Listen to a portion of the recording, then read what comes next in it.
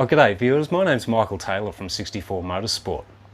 Hey, don't be the guy that gets halfway through his weekend project and realises that he doesn't have everything he needs and has to make an emergency dash down to the shops to get some extra bits and pieces. So in this video, I'm going to give you my top tips for avoiding those mistakes and ensuring that your weekend job runs perfectly.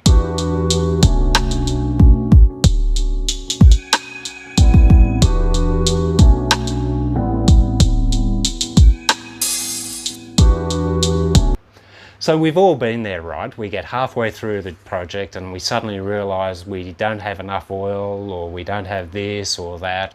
So I've put together my top tips for avoiding the most common mistakes. And if you follow these, you'll be able to get in, get out, and still go cruising on a Saturday night with the rest of your mates.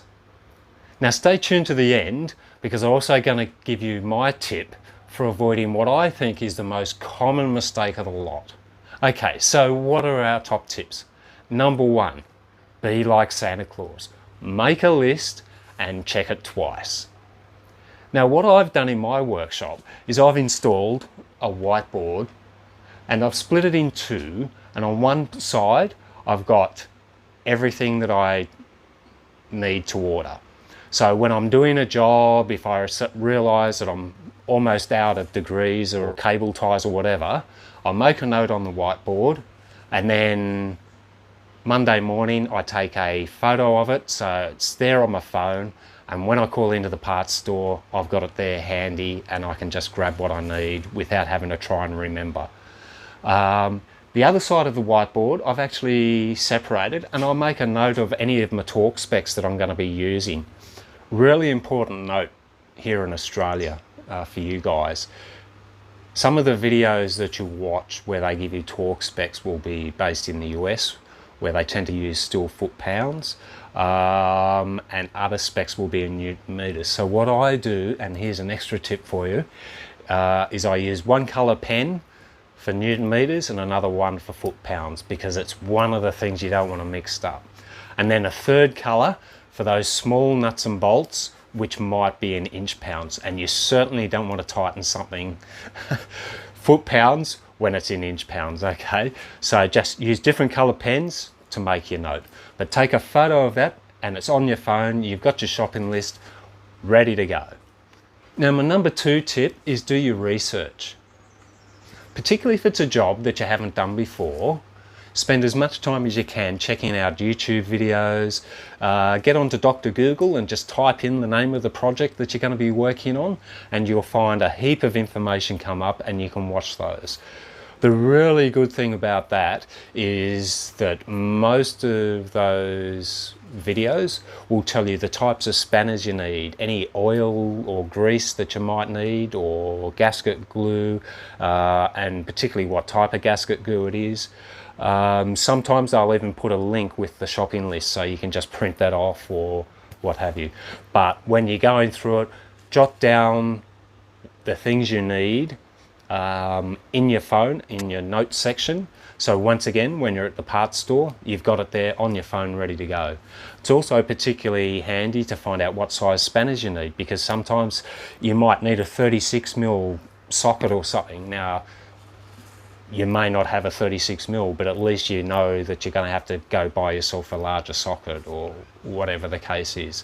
So do your research, make some notes, and that way you won't get halfway through it and suddenly find, crikey, I need a 36mm socket to undo that, and I'm going to have to do a dash to the parts shop. Now my third tip is get yourself a notebook. And I'm not talking laptop, I'm talking good old-fashioned paper and pen notebook. And the reason is these are very durable around the workshop.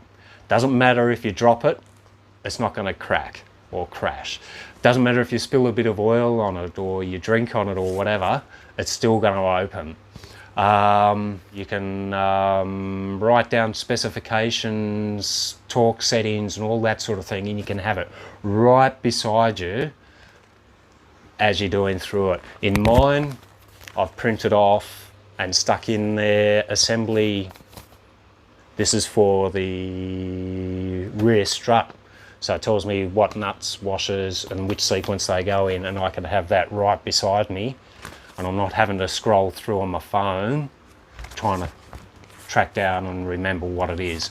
So yeah, get yourself a good old-fashioned notebook. I mean, how many of us have slammed the bonnet closed and then realised that our mobile phone's sitting on the radiator support? Ouch, right? Notebook? Yeah, doesn't really matter. So yeah, get yourself a notebook. This is almost my Bible for my BMW project. I've got bits and pieces of information which I've collected over the last 12 months. I know where it is. If my computer crashes, I've still got this. So get yourself a notebook, incredibly durable, and particularly in a workshop environment where you've got heavy things, wet things, abrasive things, dust and all that. This is going to withstand it a heap better than a piece of electronic equipment. So my tip for avoiding what I believe to be the #1 mistake people make when doing a weekend project is plan ahead.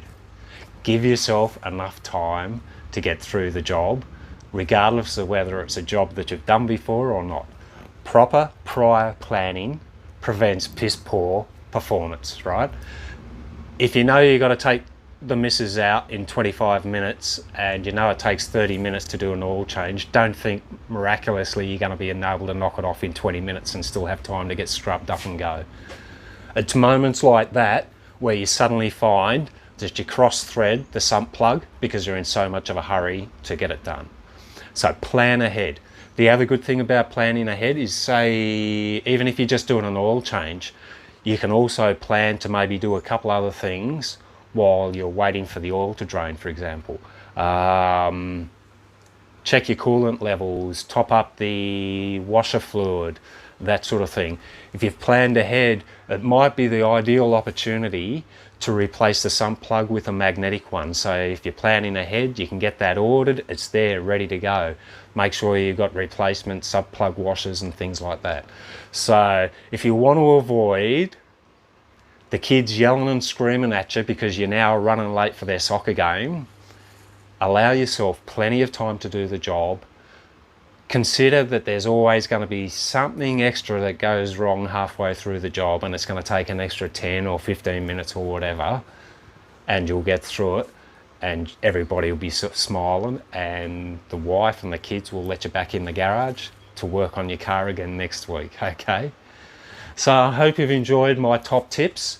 Gift of the gab time.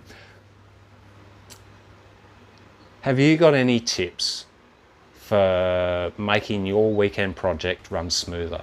Do you have any really good tips for getting information on how to projects on your BMW?